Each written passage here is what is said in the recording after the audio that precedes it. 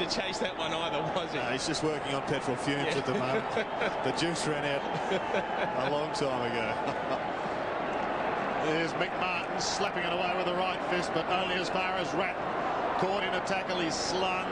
Nelson can't get clear. Eventually got the hand pass. It finishes back with Ratton from a standing start into half forward. Hamill in front. Takes a strong mark. Had Koutafidis coming over, his teammate. Hamill stood his ground, and he'll have a shot from directly in front.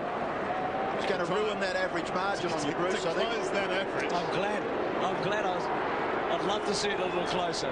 Well, the Blues would have been hoping for a lot more of this during the game.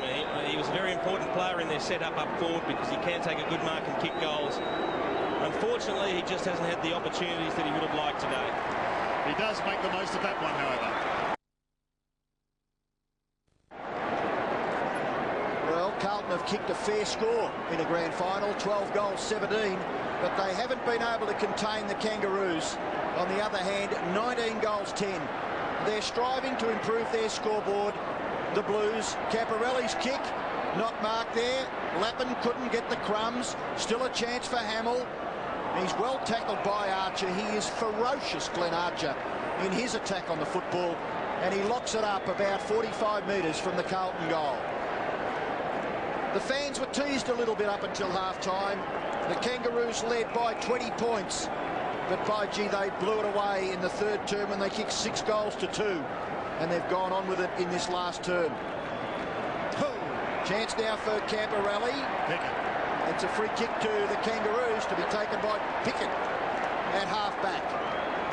1.5 minutes left in the last grand final of the millennium. Byron Pickett with the football, and the Kangaroos leading by 35 points. Motlop at half-back. He's going to remember this day for a long time, kicking a couple of goals. That one just too far for Scholl.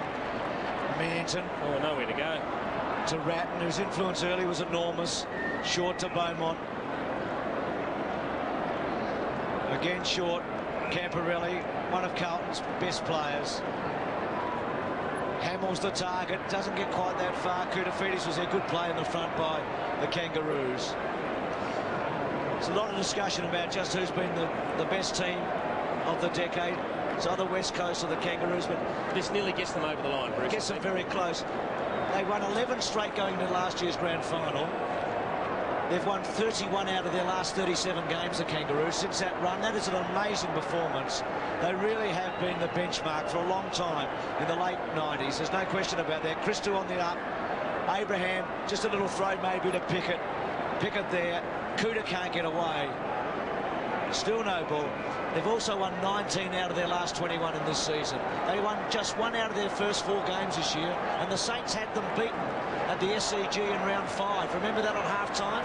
And they picked themselves up from that point on. They've only lost to the Bulldogs and to the Bombers in 21 matches. It's a remarkable performance by this team. They finished the 20th century as the team to beat in the new millennium. As the time ticks down, and the Kangas have won a 4th premiership. Well done, Dennis Pagan. You deserve everything you've got today, and so does your club. Look at Johnny Longmire. Billy won't give it back. Peter Bell said, I want that footy. Well, tears of a different kind today for John Longmire.